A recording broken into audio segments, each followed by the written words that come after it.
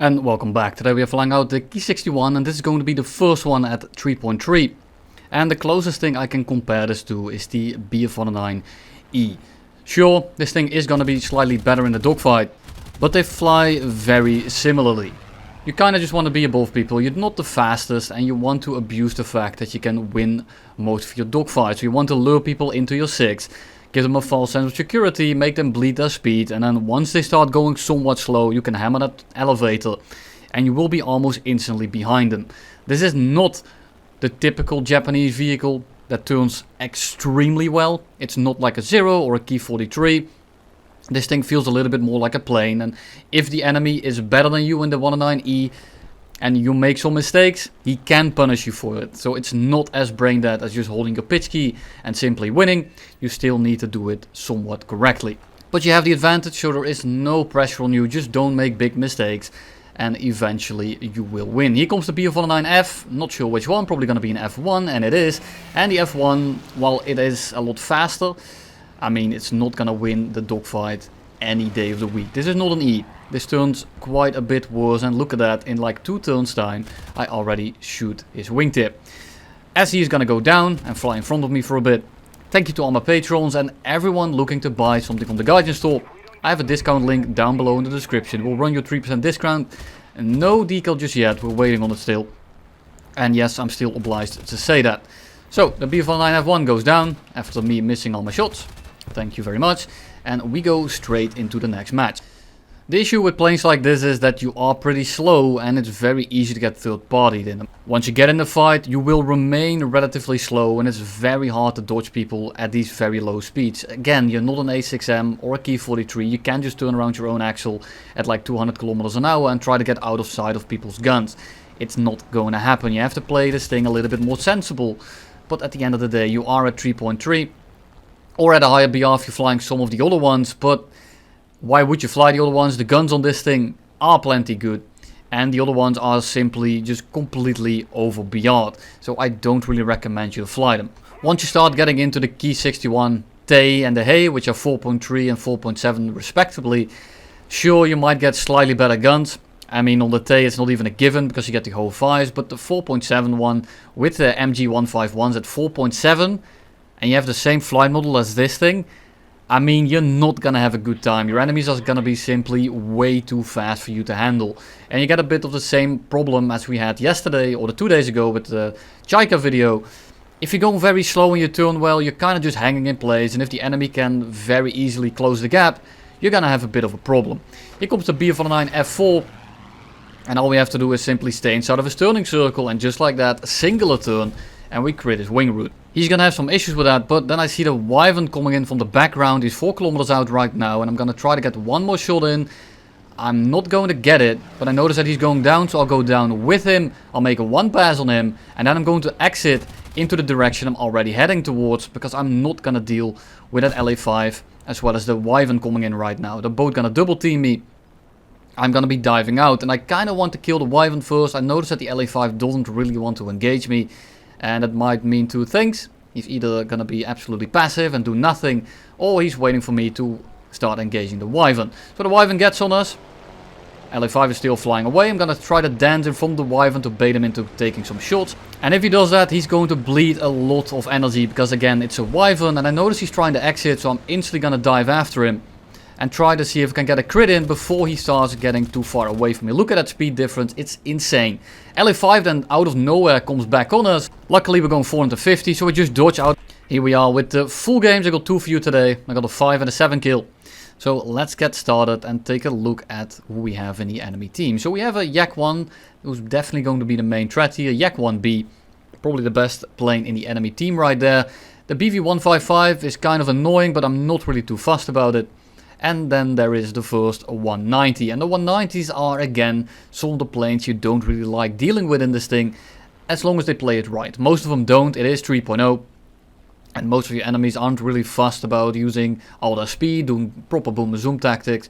Very often you can bait them on your 6. And if you do that, well, just wait a little bit. Try to stay in front of them for as long as possible. And once they start going too slow, they are essentially done. This guy, however, is a little bit oblivious, so I'm gonna dive under him and then pitch up straight at him. And I do this to kind of stay outside of his spotting range. I'm not sure if he climbs up because he saw me or because he is doing something else, but it doesn't really matter. He is going to be the first kill of the match, and I wanted him to be out of the match because, well, I don't want to deal with a 190 at altitude. The problem is there's another one across the map. He's on the right, he's pretty far away. I notice that he's engaging the P-63, so I'm just going to send it for down below. And I need to get these numbers down, and I say this very often, but I'd rather deal with a singular 190 at altitude than when I finally kill the 190 at altitude that the entire enemy team has reclimbed and I now have to 1v6 versus people with energy. You don't want that to happen. So now, Yak 1 on our right, and he is kind of interested, but the LA5 in front of us is going very slow. He's a prime target here, he's very easy to shoot down. And he's turning the opposite direction as well. I'm going much quicker, so I need to make sure that I hit all my shots. I'm compressing a little bit. He's doing weird rolls. I get some hits in, I get a crit.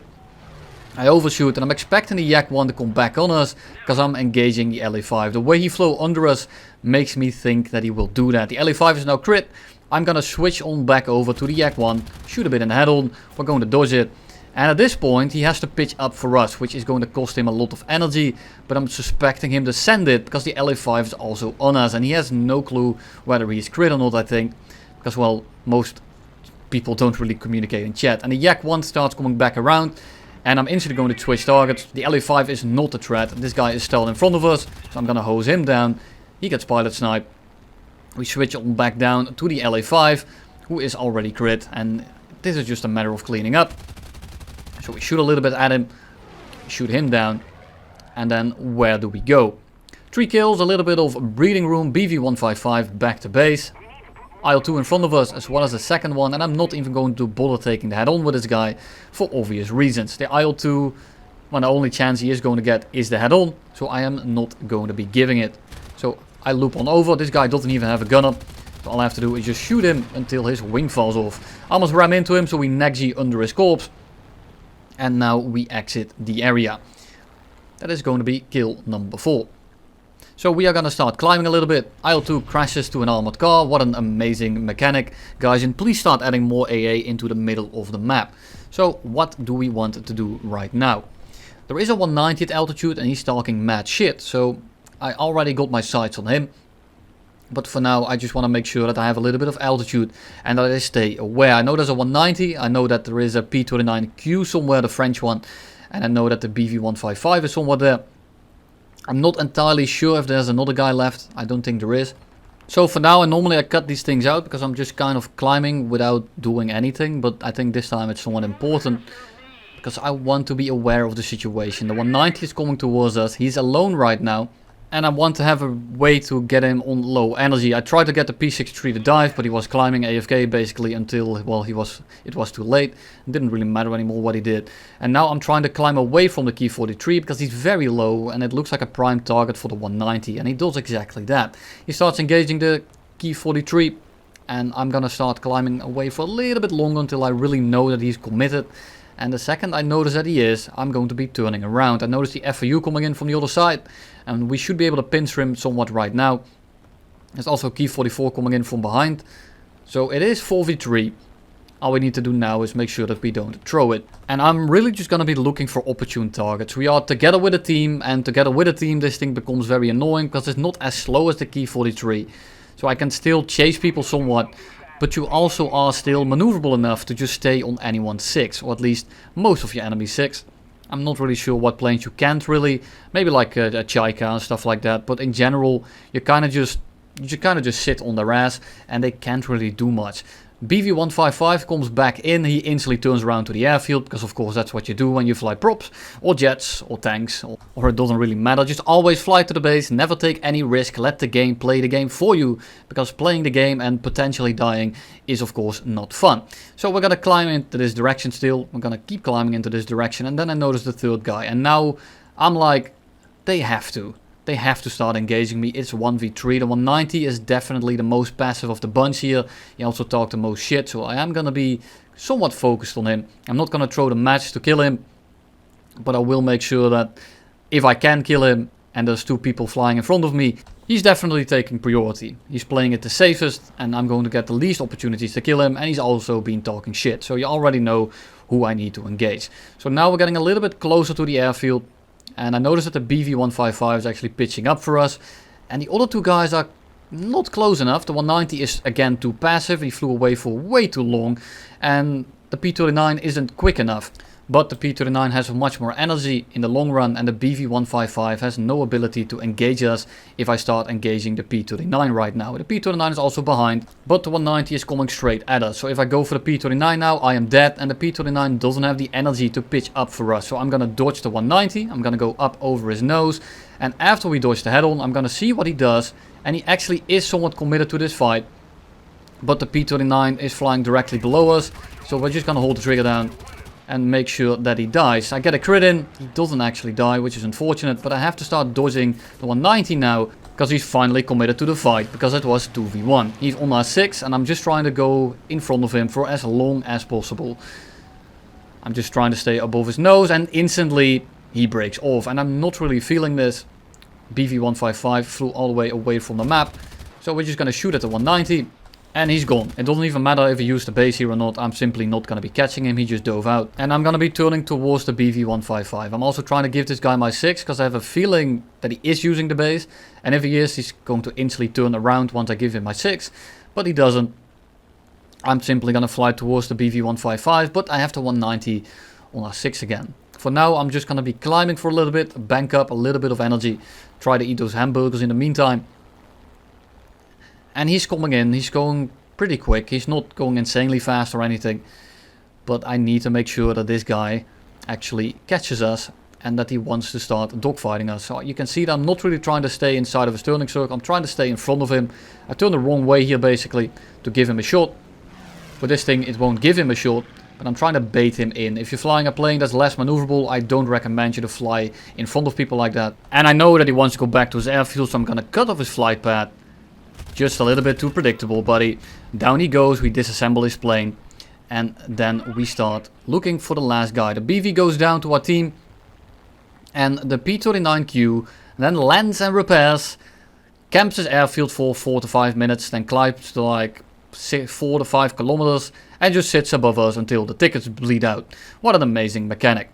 So let's go on to the last game. And you can already tell here on the deck, the entire enemy team is licking the ground. And all power to them, but I need to make sure that once I start diving on people, I don't get third-partied by one of the late guys that actually didn't dive at all. So keep looking around, always stay vigilant, and then I notice that there's 3 guys down here, and the I-16s kind of take priority, because I don't really want to deal with those things if I'm in a furball, or if I'm dealing with multiple opponents.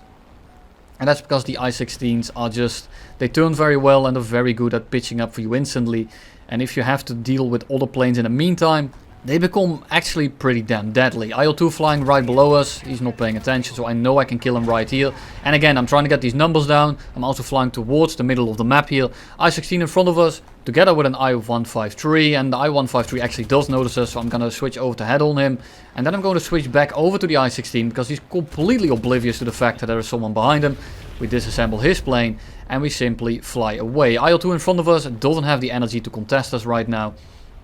And the I-153 here doesn't have the energy to contest us right now either. So I'm going to try to fly right above him. If he tries to pitch up here, I can simply just fly away. There is no chance in hell he is going to be catching us. He's way too slow. So I dive back down. At this point, he's basically a free kill. But he's also so busy with the 190 that I can just hold the trigger down and shoot him a little bit. We don't actually kill him, but still we have so much energy here that we can simply go up and stall him out. He can try to pitch up for this head-on, but he is not gonna win it. He is gonna be stalling out before he actually gets his nose on. So he's gonna try to go underneath us, but he's just too slow. There's nothing he can do here. And down he goes. F2A, a plane that I also don't really fancy fighting. But with the energy that we have and the situation that we have with the enemy team, we should be completely fine. The F2A is alone here, and he isn't particularly quick. He isn't particularly high. So all we have to do is just get a little bit of energy by climbing. And once I put all my energy from that dive into the climb again, I'm going to start engaging him. So let's look at what we have here. I'm not going to fly directly at him, and you might ask, why do you do that? Because right now I am building up speed. and he is losing it because he is simply climbing. So I want to prolong this period where I am picking up speed and he is losing speed, and then once we start getting into this fight, I should have a pretty easy time dealing with him. So I'm just going to keep flying straight. He's probably going like 250, 200 right now. Looking at his trajectory, he now needs to turn for us as well. And in the meantime, I am just flying straight. I'm building up speed, I'm building up altitude. And all I have to do now is stall him out. He is not going very quick. You can tell he's almost falling out of the air. So I just want to go up over his nose. And he doesn't have the energy. And it doesn't matter how well you turn. If you don't have energy and you are below your stall speed, you're not going to be pitching up. So I simply just go up and over. And he is not having a good time. We deconstruct his plane. And then I notice another two planes that are about to take off. It's an I-153 and a Yak-1, I believe it was. So I'm just going to be climbing here. They are taking off right now. It's 2v1. I'm not too fussed about dogfighting the Yak, but the I-15 is kind of annoying. So if possible, I want to kill the I-15 first. But of course, if the Yak-1 presents himself first, I will go for him. Because I can deal with an I-153 on his own, but I won't be able to deal with both of them at once. And that's just because the I-153 is going to be super annoying if I have to deal with the Yak-1 in the meantime. If we're lucky, that's a Yak-1, not a Yak-1B. But we will see in a second here. And I'm again doing the same thing. I'm trying to make them pick up some speed so they have the ability to pitch up for us, which is actually in the end going to bite them in the ass. So giving them a little bit more time is actually detrimental for their health. And I'm just trying to see what that I-153 does. I got my sights on him because if he gives me an opportunity here, if he doesn't cover the Yak-1, and he doesn't, he's gonna go on his merry way. He turns to the right, way too slow. So we simply click him out of the air. We switch back to the Yak-1, and the Yak-1 is not going to be winning this fight. I'm too fast. I already have position. So he's dead, basically. It doesn't really matter how it happens. It doesn't matter if he tried to dogfight us, if he made a wrong call right there, if he dodged a little bit too early. At that point, it is done deal. You're too slow, you don't have any altitude, and you are in a plane that is going to lose a dogfight as well. So what are you going to do? Absolutely nothing. IL-2 coming for us, and again the same thing. I'm not flying directly at him. I want him to climb for as long as possible if he ever does think about going for us. So if he wants to pitch in right now, I mean, look at this. He is gonna try it, but we are just so much quicker than him that all we have to do now is simply pitch right up. He's out of energy and he stalls out. So we loop back down, and now all we have to do is again click on him. We disassemble his plane. And then I press the blind hunt button to see where the last guy is. And it's a B-34 in altitude. But he already got dicked by AA at like, what, 3 kilometers? And that's all I have for you today. I have an idea for a new series where we basically duel all the props to like see the matchup, see the differences. Still early phases, but I'll let you know more soon. That's all I have for you today. Thank you all for watching, and I'll see you in the next one.